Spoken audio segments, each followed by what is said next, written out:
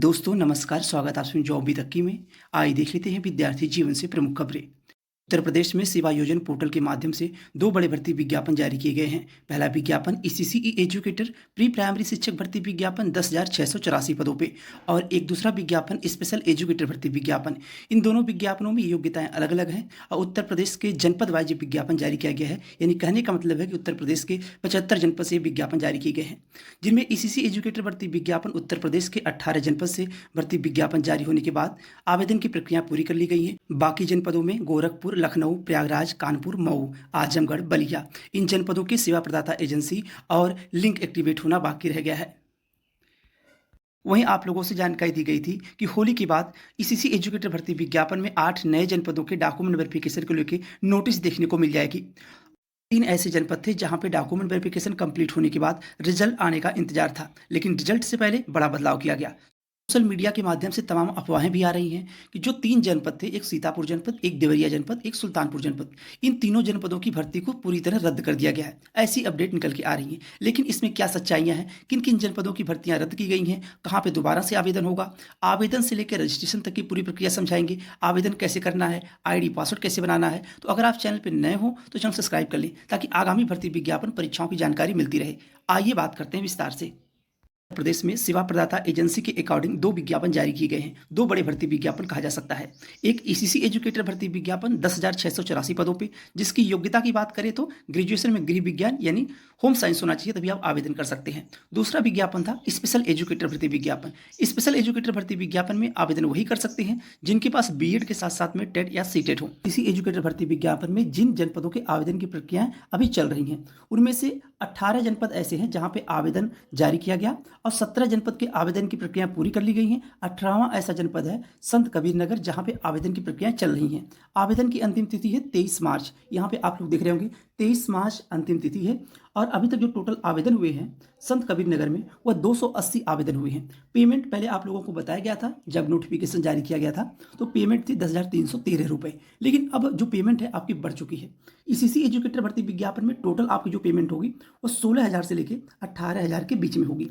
ऐसा क्यों होगा? क्योंकि नए बजट आने के बाद उत्तर प्रदेश गवर्नमेंट का नया बजट आया, उसके बाद जो मानदेय की भर्तियां थी और जो कॉन्ट्रैक्ट बेस की भर्तियां थी उनके पेमेंट बढ़ चुके हैं और जो संविदा की भर्तियां थी उनके भी पेमेंट बढ़ चुके हैं। संविदा की भर्तियों में जो पेमेंट होगा, संविदा मतलब होता है अर्ध सरकारी, संविदा भर्ती की जो पेमेंट होंगे वह 20,000 के आसपास होंगे। और जो कॉन्ट्रैक्ट बेस की भर्तियां होंगी, यानी कि 1 साल की भर्ती हो, 11 माह की भर्ती हो या 2 साल की भर्ती हो, उनके पेमेंट होंगे 16,000 से लेकर 18,000। अब आप लोगों के तमाम कमेंट्स वगैरह आ रहे थे कि क्या 11 माह के बाद हमें बाहर कर दिया जाएगा? तो ऐसा कुछ भी नहीं है। 11 माह जैसे ही पूरे होंगे उसके बाद अगले 11 माह के लिए आपको रिन्यूअल कर दिया जाएगा, आपको बाहर नहीं किया जाएगा और आगे चल के यह भर्ती संविदा की हो जाएगी और उसके बाद तमाम ऐसे बदलाव होते रहते हैं, तमाम ऐसी योजनाएं आती रहती हैं। यह है कि आपको गवर्नमेंट भी हो सकते हैं आप लोग, इसमें कोई दो राय नहीं है। तो आप लोग आवेदन जरूर कर दें, चाहे आपके हाई स्कूल में 60% हो या 70% हो या 50% हो। बस केवल ग्रेजुएशन में आपके 50% होने चाहिए, बाकी हाई स्कूल इंटर में कितने परसेंट है ये मायने नहीं रखता। ग्रेजुएशन में गृह विज्ञान के साथ साथ में आपके 50% हो तभी आप आवेदन कर सकते हैं। वहीं आज 4 नए भर्ती विज्ञापन जारी किए गए हैं स्पेशल एजुकेटर भर्ती विज्ञापन की।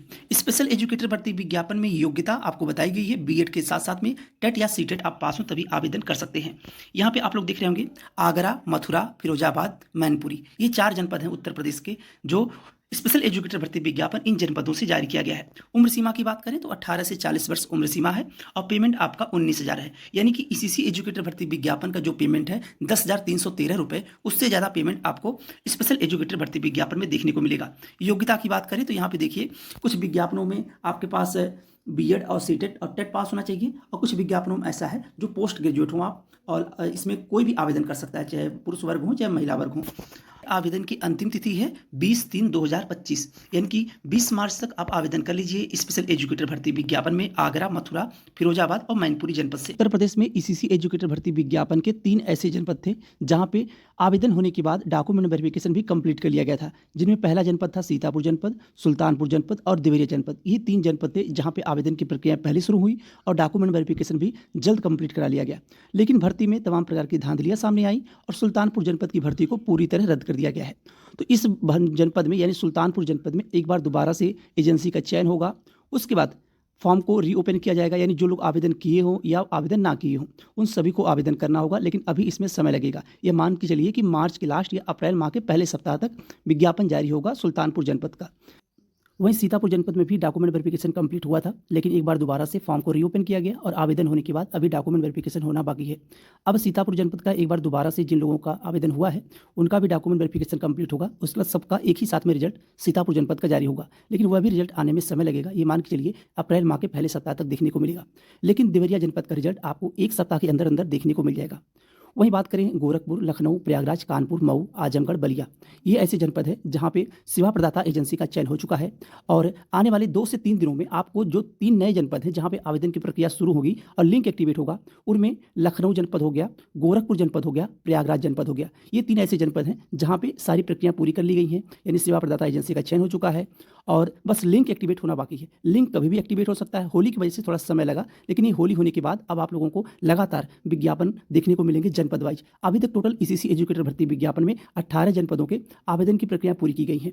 और वहीं बात करें डॉक्यूमेंट वेरिफिकेशन को लेकर, तो डॉक्यूमेंट वेरिफिकेशन को लेकर आपको जो नोटिस देखने को मिलेगी वह 25 मार्च के बाद देखने को मिलेगी, जो 8 जनपद हैं। और जिन जनपदों के आवेदन की प्रक्रिया पहले समाप्त हुई हैं ईसीसी एजुकेटर भर्ती विज्ञापन में, उनमें से 8 ऐसे जनपद हैं जहां पे नोटिस आपको देखने को 25 मार्च के बाद मिलेगी डॉक्यूमेंट वेरिफिकेशन के लिए। और नोटिस ये देखने को आपको कहाँ मिलेगी, जो आप लोग रजिस्ट्रेशन करते समय अपने ईमेल आईडी सबमिट किए थे आवेदन में, उसी ईमेल आईडी पे आपको मेल आएगा कि आपका डॉक्यूमेंट वेरिफिकेशन कब और कहाँ है। आपका डॉक्यूमेंट वेरिफिकेशन शुरू होने से 3 से 4 दिन पहले आपको मैसेज आ जाएगा या मेल आ जाएगा या आपको कॉल आ जाएगी। तो अगर किसी अननोन नंबर से कॉल आती है तो आप ज़रूर उस कॉल को रिसीव करें। हो सकता है कि आपके डॉक्यूमेंट वेरिफिकेशन को लेकर कॉल आ रही हो।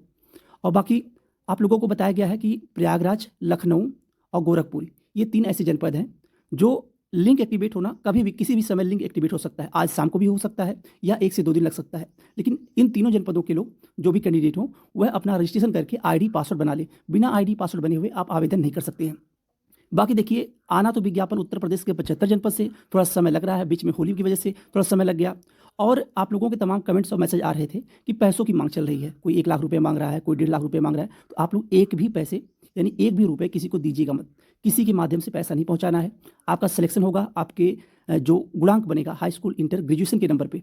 और यहाँ पे आप लोगों के और भी कमेंट्स वगैरह आ रहे थे कि क्या पीजी यानी एमए के नंबर भी जोड़े जाएंगे, तो एमए का नंबर नहीं जोड़ा जाएगा, आपके केवल हाई स्कूल, इंटर, ग्रेजुएशन का नंबर जोड़ा जाएगा, उसी के माध्यम से आपका सिलेक्शन होगा।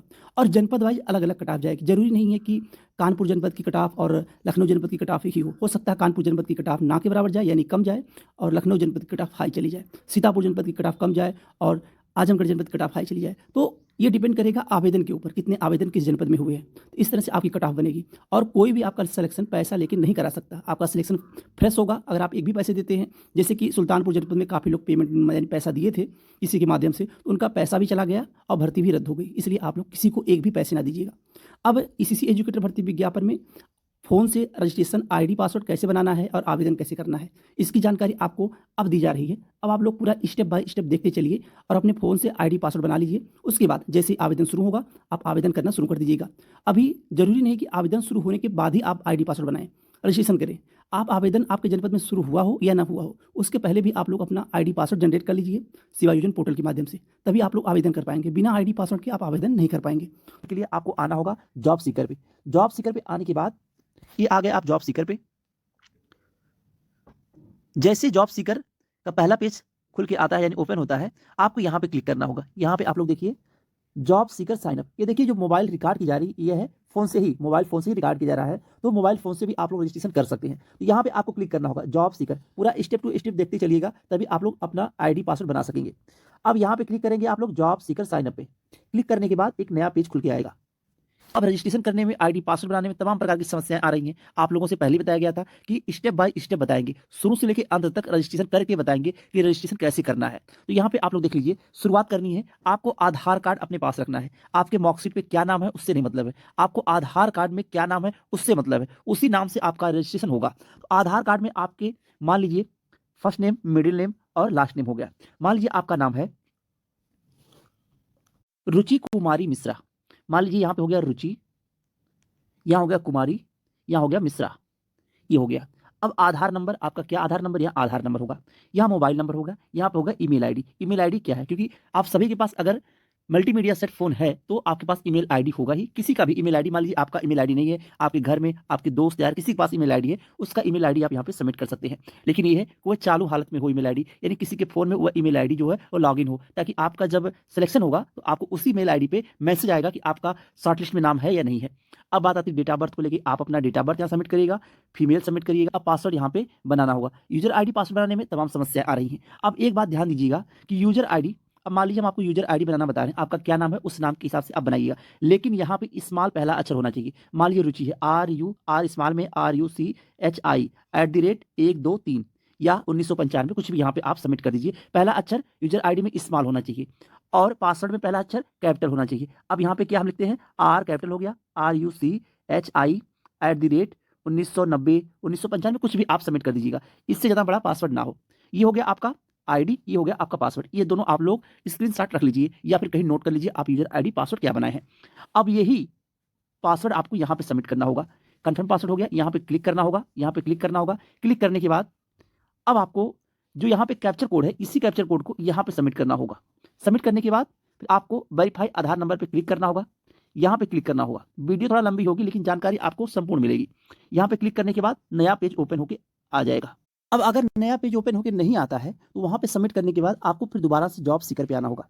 जॉब सीकर पे आप लोग आएंगे, यहाँ पे क्लिक करेंगे, क्लिक करने के बाद यहाँ पे क्लिक करेंगे, क्लिक करने के बाद आपको नया पेज खुल के आ जाएगा।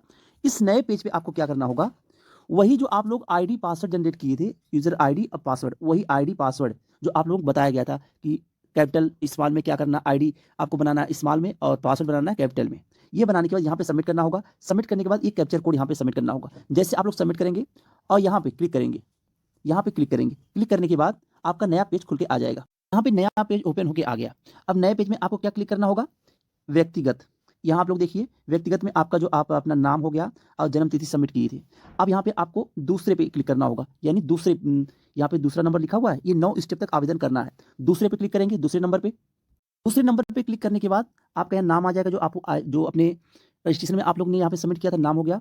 और अंतिम नेम यहाँ आ जाएगा जो आप लोग अंतिम नेम किए होंगे। यहाँ पे महिला आ गया, डेट ऑफ बर्थ हो गया। यहाँ पे डेट ऑफ बर्थ होने के बाद यहाँ पे आपको पिता का नाम, माता का नाम हिंदी में। उसके बाद आपको धर्म क्या है, यहाँ पे देखिए धर्म क्या है, वर्ग क्या है, प्रमाण पत्र संख्या क्या है, और क्या आप पहले खिलाड़ी रह चुके हैं या आप किसी कार्यालय में जॉब किए हैं। यहाँ पे आपको स्टेप बाय स्टेप सबमिट करना होगा। यहाँ पे जनपद क्या है, कार्यालय जनपद, किस जनपद में आप जॉब करना चाहते हैं, यानी कहाँ से आप आवेदन करना चाहते हैं, अपना जनपद डालिएगा या आप किसी भी जनपद के हों, ठीक है। उसके बाद पहचान विवरण हो गया, यानी फैमिली आईडी हो गई, या आप आईडी सबमिट करना होगा। आईडी सबमिट करने के बाद यहाँ पे आपको आना होगा, क्या आप विदेश में काम करने की इच्छुक है, चयन करें या नहीं। आप विदेश में चाहते नहीं जॉब करना, आप अपने उत्तर प्रदेश में चाहते हैं, तो यहाँ पे आप लोग नो कर दीजिएगा। उसके बाद यहाँ पे आप लोगों को अपना यहाँ पे देखिए फोटो अपलोड करना होगा। फोटो अपलोड करने के बाद इसके बाद आ जाएगा तीसरे नंबर पेज पे, आपको आना होगा नेक्स्ट पेज पे। यहाँ पे आपको लंबाई, वजन हो गया, ब्लड ग्रुप हो गया, दृष्टि हो गई, या आप विकलांगजन में हैं, नहीं, अगर हैं तो हाँ। फिर इसके बाद आपको यहाँ पे सुरक्षित करना होगा। फिर उसके बाद नया पेज खुल के आ जाएगा। पेज में यहाँ पे आप लोगों को देखने को मिलेगा राज्य कौन सा है, उत्तर प्रदेश, जनपद कौन सा, तहसील, विकास खंड, राजस्व ग्राम हो गया, पिन कोड संख्या क्या है और आपका एड्रेस क्या है। उसके बाद यहाँ पे आपको सुरक्षित करना होगा। अब आइए नेक्स्ट पेज पे चलते हैं। ओपन होकर आ जाएगा, क्या आपके पास अनुभव है, अगर आप पहले कहीं जॉब किए हो तो हाँ, नहीं तो ना। उसके बाद नया पेज खुल के आ जाएगा। फिर आपको नेक्स्ट पेज पे जाना होगा। नेक्स्ट पेज पे जाने के बाद उसके बाद नया पेज आ जाएगा ओपन होके, क्या आप शिक्षित है, हाँ, तो यहाँ पे हाँ करके सुरक्षित कर लीजिएगा। उसके बाद नया पेज खुल के आएगा। नया पेज खुल के आ गया कि क्षेत्र क्या है आपका, और आपका क्षेत्र आ जाएगा, यानी एरिया क्या, कहाँ आप जनपद में कौन सी तहसील है, वहाँ पे आपको क्लिक करना होगा। नौकरी की इच्छा चयन करें, यहाँ पे आपको क्लिक करना होगा। क्या आप पार्ट टाइम नौकरी में रुचि रखते हैं, हाँ या नहीं, तो आप लोग यहाँ पे नहीं कर दीजिएगा। वेतनमान कहाँ से कहाँ तक आप चाहते हैं, ठीक है। क्या आप जिले के बाहर नौकरी के लिए इच्छुक हैं, अगर आप हैं तो हाँ लिखिएगा। वैसे अगर ईसीसी के लिए हैं, ईसीसी भर्ती विज्ञापन में आवेदन कर रहे हैं, तो आप लोग ना लिख दीजिएगा। फिर नया पेज खुल के आ जाएगा कि आपकी भाषा क्या है, बोलना, लिखना, पढ़ना क्या क्या आपको आता है, वहाँ पे क्लिक करना होगा। क्या आपको अंतर्राष्ट्रीय भाषाओं का ज्ञान, यदि हाँ तो टिक करें, आप लोग यहाँ पे टिक करिएगा और उसको सुरक्षित कर लीजिएगा। सुरक्षित करने के बाद तो रजिस्ट्रेशन की प्रक्रिया पूरी हो चुकी है। अब आप लोग अपने आईडी पासवर्ड को जनरेट कर चुके हैं। इसी आईडी पासवर्ड से आप आवेदन कर पाएंगे सेवा योजना पोर्टल पे, कोई भी विज्ञापन जारी होगा, चाहे स्पेशल एजुकेटर हो गया,